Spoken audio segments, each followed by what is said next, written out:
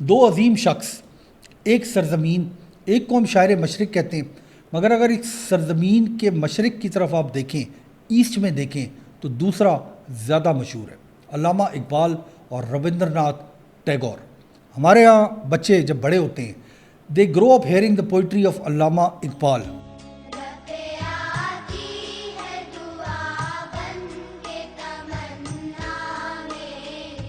ان کے الفاظ کوٹ کیے جاتے ہیں اسکولوں میں، پولیٹیکل سپیچز کے اندر، ٹیلی ویژن ڈبیٹس کے اندر، ملٹری سیریمنیز کے اندر، موٹیویشنل ویڈیوز کے اندر۔ اگر دو مذہبی علماء بحث کر رہے ہوں تو دونوں ہی اقبال کو کوٹ کر رہے ہوں گے۔ خودی کو کر بلند اتنا کہ ہر تقدیر سے پہلے خدا بندے سے خود پوچھے بتا تیری رضا کیا ہے۔ اگر کسی شخص نے نارتھ انڈیا یا پاکستان میں علامہ اقبال کی کبھی بھی کوئی کتاب نہیں پڑھی، اس کو بھی ایک آدھا شعر یاد ہوگا، وہ اس کو کوٹ بھی کرتا ہوگا۔ In many parts of Pakistan, northern India, Iqbal does not feel like a poet from history, he feels present.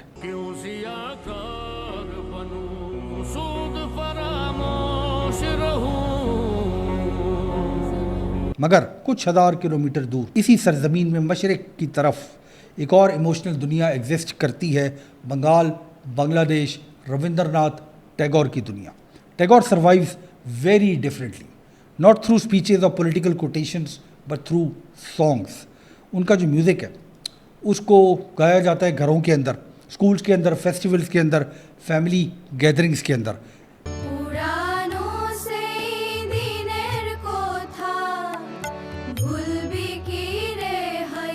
Bengal کے بہت سارے گھروں کے اندر ٹیگور کے میوزک کو لٹریچر نہیں سمجھا جاتا، اس کو ایٹماسفیئر سمجھا جاتا ہے۔ Even the national anthem of India and the national anthem of بنگلہ دیش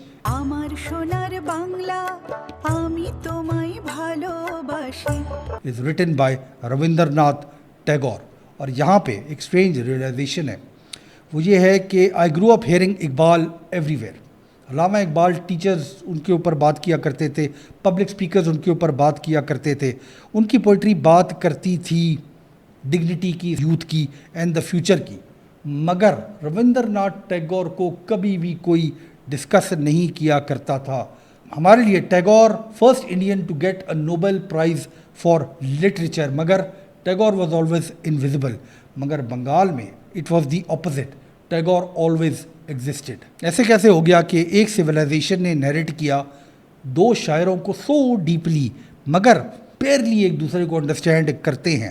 ملینز آف پیپل جو ویسٹرن انڈیا میں رہتے ہیں، they grow up emotionally inside the world of Iqbal, and millions of people جو ایسٹرن انڈیا کے اندر رہتے ہیں، they grow up inside the world of Tagore. اور یہ دونوں جو رستے ہیں کبھی بھی آپس میں کراس نہیں کرتے۔ یہ جو ڈیوائڈ ہے علامہ اقبال اور رابندر ناتھ ٹیگور کی، یہ ریلیجن کو بھی پراپرلی فالو نہیں کرتی۔ Tagore born into a Hindu Bengali family, Iqbal one of the greatest intellectual voices of Muslim revival in South Asia. مگر جس طرح کی دنیا میں ہم بڑے ہوئے ہیں، ہمارا یہ خیال ہے کہ ہندو مسلم ڈیوائڈ کا مسئلہ ہے، بنگالی ورسز اردو کا مسئلہ ہے، مگر اگر آپ غور سے دیکھیں تو ایک اور پیٹرن سامنے آنا شروع ہو جاتا ہے، اور وہ یہ ہے کہ before south Asia was divided politically, perhaps it was already divided emotionally. میرا نام عمران ہے اور میری سوچ میں خوش آمدید۔ ٹیگور کی دنیا نارتھ انڈیا سے کتنی مختلف تھی، یہ آپ کو خوشونت سنگھ کی رائٹنگز کے اندر ملتی ہے۔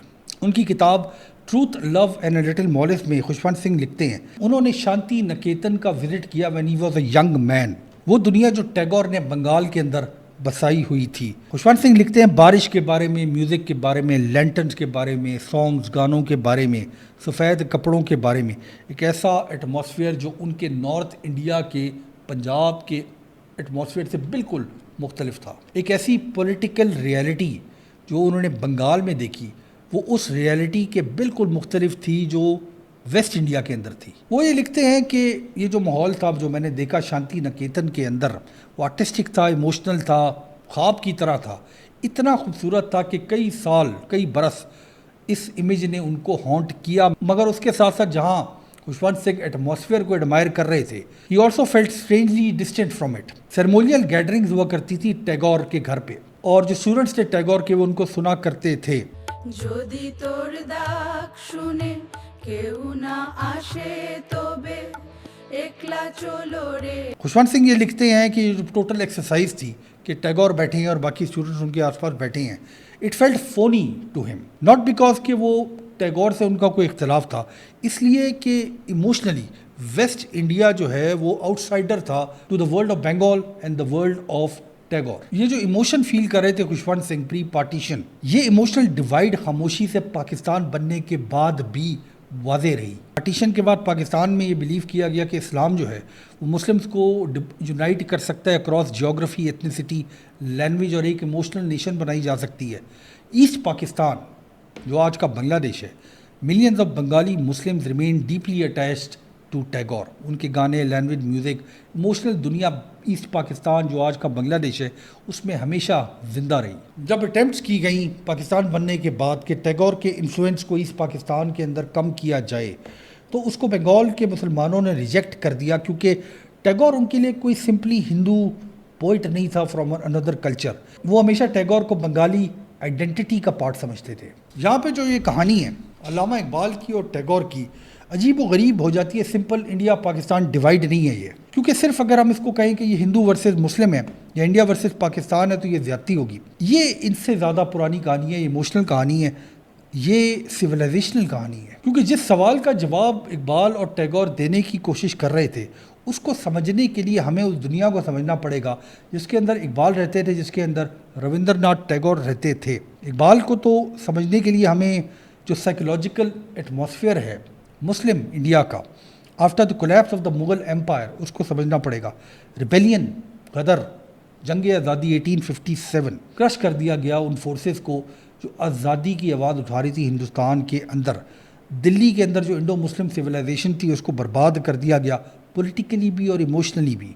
बहुत से मुस्लिम जो थे नॉर्थ इंडिया के, वो ये समझते थे कि हम अब मेकर्स ऑफ हिस्ट्री नहीं रहे, बल्कि हम पहली दफ़ा सेंचुरीज़ के अंदर डिफीटेड है, डायरेक्शनलेस है और दुनिया से अब बहुत पीछे रह गए। ना समझोगे तो मिट जाओगे ए हिंदुस्तान वालों, तुम्हारी दास्तां तक भी ना होगी दास्तानों में।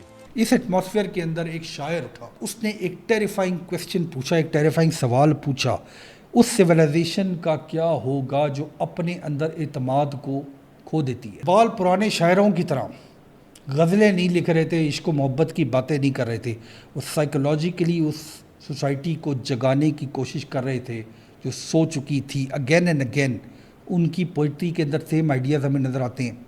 Selfhood movement, ambition, awakening, dignity and refusal to remain passive before history. बहुत से मुसलमान यंग, अगर आप अपने आप को उस दौर में लेके जाएं जो ब्रिटिश इंडिया के अंदर रहते थे, इकबाल को पढ़ने से ऐसे लगता था कि आप पोइट्री नहीं पढ़े, इकबाल को पढ़ने से ऐसे लगता था कि आप उस कौम का हिस्सा हैं जिसकी तारीख़ अभी बाकी है। खुदी का आइडिया सेंट्रल है इकबाल की फ़िलॉसफी में।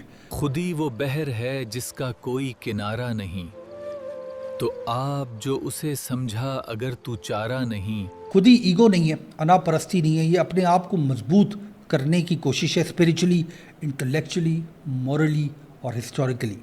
इकबाल ये बिलीव करते हैं कि जो कमज़ोर सोसाइटीज़ होती हैं वो सबसे पहले इंटरनली कोलैप्स करती हैं, बाद में पॉलिटिकली कोलैप्स करती हैं। ये जो इमोशनल एनर्जी है इकबाल की शायरी में, ये रेस्टलेस लगती है। परवाज़, इनकलाब, शाहीन, इस किस्म की इमेजरी इस्तेमाल करते हैं इकबाल अपनी शायरी के अंदर। इकबाल पैसिविटी को सेलिब्रेट नहीं करते। उनके लिए जो आइडियल इंसान है वो नहीं है जो दुनिया से भागने की कोशिश करे। उनका आइडियल आदमी, आइडियल इंसान वो है जो दुनिया के फ्यूचर को शेप कर रहा है। जब इकबाल यूरोप गए, उन्होंने मॉडर्न साइंस देखी, उन्होंने नेशनलिज्म देखी, एक इंडस्ट्रियल सिविलाइजेशन देखी, एक कलोनियल सिविलाइजेशन देखी, मगर उनका ये ख्याल था कि अगर इंडिया के लोग बिलअमूम और मुसलमान बिलखसूस अगर सिर्फ वेस्ट को कॉपी करेंगे तो प्रॉबेबली उनका फ्यूचर सही नहीं होगा। जब वो वापस आए तो उनकी कंक्लूजन बिल्कुल मुख्तलिफ थी। वो ये बिलीव करते थे कि इस वजह से नहीं मुसलमान पीछे रह गए कि टेक्नोलॉजी ख़त्म हो गई, मिलिट्री ताकत ख़त्म हो गई। वो ये समझते थे कि मुसलमानों का कॉन्फिडेंस ख़त्म हो गया। वो ये समझते थे कि इंटेलेक्चुअल वाइटैलिटी ख़त्म हो गई मुसलमानों की। वो ये समझते थे कि मुसलमानों का इत्माद कि हमारी सिविलाइजेशन को कोई फ्यूचर है वो बिल्कुल ख़त्म हो गया है। और इवेंचुअली इकबाल के आइडियाज़ शायरी और फ़िलासफ़ी से निकल के پولیٹیکل ارینا کے اندر آگے الہ آباد کے اندر 1930 کے اندر اقبال نے ایڈریس کیا. انہوں نے امیجن کیا مسلمانوں کا فیوچر ان نارتھ ویسٹرن انڈیا. انہوں نے پاکستان کا نام تو نہیں لیا, اس پہ ڈبیٹ کی جا سکتی ہے, مگر یہ جو ان کا 1930 الہ آباد کا ایڈریس تھا اٹ میٹرز انارمسلی, کیونکہ ایک شاعر ایک قوم کو جگا رہا تھا, ایک شاعر ایک قوم کی پولیٹیکل ڈیسٹنی کو میپ کر رہا تھا. اور اس لیے اقبال سروائیو کرتے ہیں پاورفلی ان پاکستان's امیجنیشن, کیونکہ انہوں نے صرف شاعری نہیں کی, انہوں نے ایک سویلائزیشن کو دوبارہ اپنے پیروں پہ کھڑے ہونے کا رستہ بتایا. اقبال اور اقبال کے آس پاس کی دنیا کولیپس آف نارتھ انڈیا کے اندر ایمرج کر رہی تھی. ٹیگور کمپلیٹلی ڈفرینٹ دنیا کے اندر ایمرج کر رہے تھے. بنگال 19th سینچری کے اندر, ارلی 20th سینچری کے اندر انٹلیکچل اور آرٹسٹک سینٹر تھا ساؤتھ ایشیا کا. لٹریچر, میوزک, تھیٹر, پینٹنگ, فلسفی, کلچرل ایکسپیریمنٹیشن ٹرانسفارم کر رہی تھی بنگالی سوسائٹی کو. بنگال رینیسانس پولیٹیکل نہیں تھی, وہ ایموشنل بھی تھی, وہ آرٹسٹک بھی تھی. جب اقبال یہ پوچھ رہے تھے کہ ایک سویلائزیشن جو گر جاتی ہے وہ دوبارہ کیسے کھڑی ہوگی, تو ٹیگور ایک بالکل مختلف سوال پوچھ رہے تھے. وہ یہ کہہ رہے تھے کہ ایک سویلائزیشن جو طاقتور بن جاتی ہے, بن جانے کے رستے پہ ہوتی ہے, اس کا کیا فائدہ اگر اس کی روح ختم ہو جاتی ہے. ٹیگور جو ہے وہ انڈسٹریل ماڈرنٹی کی طرف جب دیکھتے تھے, امپیریلزم, اگریسو نیشنلزم جو یورپ میں چلی تھی, جب اس کی طرف دیکھتے تھے, ان کا یہ خیال تھا کہ اس کے نتیجے میں لوگ مشینوں کے اندر تبدیل ہو جائیں گے اور اسپریچولی خالی ہو جائیں گے. اس لیے جب آپ ٹیگور کو پڑھتے ہیں تو ان کی دنیا بالکل مختلف لگتی ہے اقبال کی دنیا سے. ان کی دنیا جو ہے وہ دریا کی دنیا ہے, بارش, گانوں کی دنیا ہے, کشتی کی دنیا ہے, موسموں کی دنیا ہے, خاموشی کی دنیا ہے, بچپن کی دنیا ہے, نیچر کی دنیا ہے اور یادداشت کی دنیا ہے.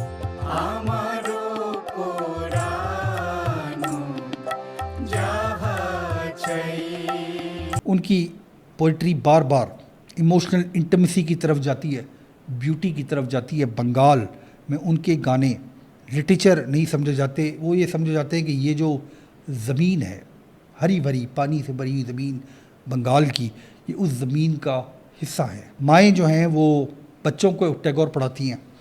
ٹیگور یہ بلیو کرتے ہیں کہ طاقت کے ذریعے ایک سویلائزیشن صرف کھڑی نہیں ہو سکتی, ایک سویلائزیشن کو ٹینڈرنیس بھی چاہیے, امیجنیشن چاہیے, میوزک چاہیے, آرٹ کلچر چاہیے, ہیومینٹی چاہیے اور اندر سے آزادی چاہیے. یہاں پہ ٹیگور کو بہت زیادہ مس انڈرسٹینڈ کرتے ہیں لوگ جو بنگال سے باہر رہتے ہیں. ان کی پوئٹری سافٹ ہے, نرم ہے, ان کی پوئٹری ریفلیکٹیو ہے. لوگ یہ زیوم کرتے ہیں کہ وہ پولیٹیکلی پیسیو آدمی ہوں گے, مگر اس میں حقیقت نہیں ہے, کیونکہ ٹیگور اپوز کرتے تھے امپیریل ڈومینیشن کو جو برٹش کی تھی, جو ہیوملیشن تھی انڈیا کے لوگوں کی, اس کو وہ اپوز کرتے تھے. جو انجسٹس تھی جو برٹش راج نے امپوز کی ہوئی تھی انڈیا کے اوپر, اس کو ٹیگور اپوز کرتے تھے. وہ یہ بلیو کرتے تھے کہ سادی پیور نیشنلزم وداؤٹ ہیومینٹی جو ہے وہ دنیا کی سب سے خطرناک چیز ہے.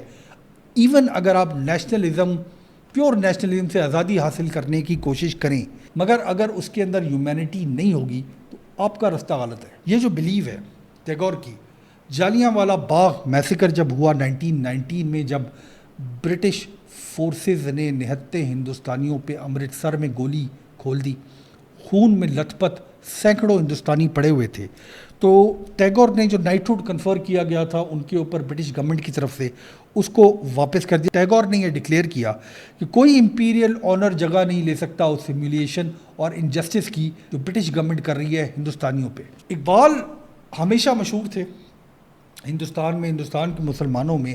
ٹیگور گلوبلی فیمس تھے, اقبال کبھی بھی گلوبلی ویسٹ کے اندر فیمس نہیں تھے.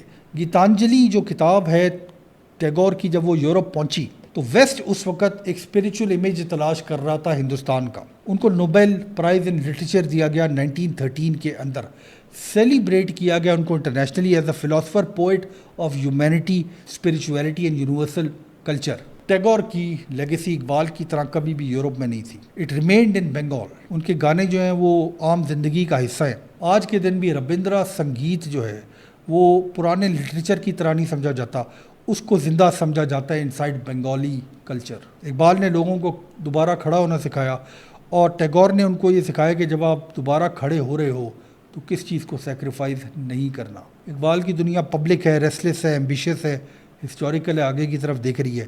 टैगोर की दुनिया इंटीमेट है, रिफ्लेक्टिव है, इमोशनल है, म्यूज़िकल है, डीपली इंसानियत से भरी हुई है। और इसलिए इकबाल को कोट किया जाता है, टैगोर को गाया जाता है। इकबाल सर्वाइव करते हैं पब्लिक रेटरिक के अंदर, टैगोर सर्वाइव करते हैं डेली लाइफ के अंदर। ये जो जोग्राफी है, ये जो मजहबी डिवाइड है साउथ एशिया के अंदर आज, ये इस डिवाइड को क्लियरली एक्सप्लेन नहीं कर सकती जो अल्लामा इकबाल और टैगोर की डिवाइड है कि जो लोग पाकिस्तान में रहते हैं, नॉर्थ इंडिया में रहते हैं, वो इतना क्यों डिस्कनेक्टेड हैं टैगोर से, और जो बंगाल के अंदर रहते हैं वो इतना क्यों डिस्कनेक्टेड हैं इकबाल के साथ। 1947 में साउथ एशिया का नक्शा वायलेंटली रीड्रॉन कर दिया गया। मिलियंस जो हैं वो इधर से उधर चले गए, उधर से इधर आ गए। पाकिस्तान मुस्लिम आइडेंटिटी के ऊपर बनाया गया, एक लैंग्वेज उर्दू के ऊपर बनाया गया। वो ज़बान जिसमें इकबाल लिखा करते थे, उस ज़बान को डिक्लेयर कर दिया as the national language of a new Muslim nation in South Asia. हजरात, मैं ये ऐलान करता हूं कि उर्दू हमारी कौमी ज़बान होगी। मगर ईस्ट पाकिस्तान की एक डिफरेंट इमोशनल इनहेरिटेंस थी। बंगाली मुस्लिम जो हैं वो अपनी ज़बान के साथ सिर्फ मज़हब की वजह से कनेक्टेड नहीं थे, वो अपने म्यूज़िक, लिटरेचर और कल्चरल मेमोरी के साथ कनेक्टेड थे, और उस मेमोरी के अंदर टैगोर हमेशा ज़िंदा था, हमेशा ज़िंदा रहेगा। टेंशन शुरू से स्टार्ट होगी। पाकिस्तान में डिक्लेयर कर दिया गया कि उर्दू नेशनल लैंग्वेज है। ईस्ट पाकिस्तान में रेजिस्टेंस हुई, अटेम्प्ट्स के बंगाली को सेकंड लैंग्वेज का दर्जा दे दिया जाए। ईस्ट पाकिस्तान में जो लोग रहते थे उनका ख्याल था कि इमोशनली सफोकेट किया जा रहा है उनको। ये जो पॉइंट है ज़बान का, अपनी ज़बान से मोहब्बत का, कल्चरल मेमोरी का, ये पूरी दुनिया में नहीं समझा जाता। अगर आप तारीख़ को पढ़ें तो वेस्ट पाकिस्तान के अंदर जो लीडर्स थे वो भी इस मसले को सही तरह नहीं समझ रहे थे। उनका ख्याल था कि मज़हब ओवरराइड कर देता है हर चीज़ के अंदर, मगर ज़बान बंगाल के लिए सीक्रेट है। और इसका जो रिज़ल्ट है वो हमने देखा कि जब 1971 में बांग्लादेश का क़याम हुआ तो उन्होंने एक हिंदू बंगाली शायर रविंद्रनाथ टैगोर की लिखी गई तहरीर को अपना नेशनल एंथम बना लिया। वेस्ट टैगोर को एम्ब्रेस करती है, वो समझती है कि एक स्पिरिचुअल फिगर, नोबेल प्राइज़ जिसको दिया गया हो, वो जो वेस्टर्न इमेजिनेशन है स्पिरिचुअलिटी की, मिस्टिकल इंडिया की, टैगोर उनके हिसाब से उसमें बहुत फिट बैठते हैं। इकबाल को समझना यूरोप के लिए और वेस्ट के लिए इंतहाई मुश्किल है, क्योंकि इकबाल की ज़बान सिविलाइजेशनल है, पॉलिटिकल है, इस्लामिक है और साइकोलॉजिकली अवेकनिंग है। वेस्ट नहीं चाहती कि इस ज़मीन के अंदर से कोई ऐसा शख्स निकले जो इनकलाब की बातें करे। ये जो डिवाइड है आज भी विजिबल है। बच्चे पाकिस्तान में इकबाल को रिसाइट करते हैं, आई एम श्योर कि बांग्लादेश में टैगोर को रिसाइट किया जाता होगा। तरे आज़ाद बंदों की ना ये दुनिया ना वो दुनिया, यहाँ मरने की पाबंदी वहाँ जीने की पाबंदी।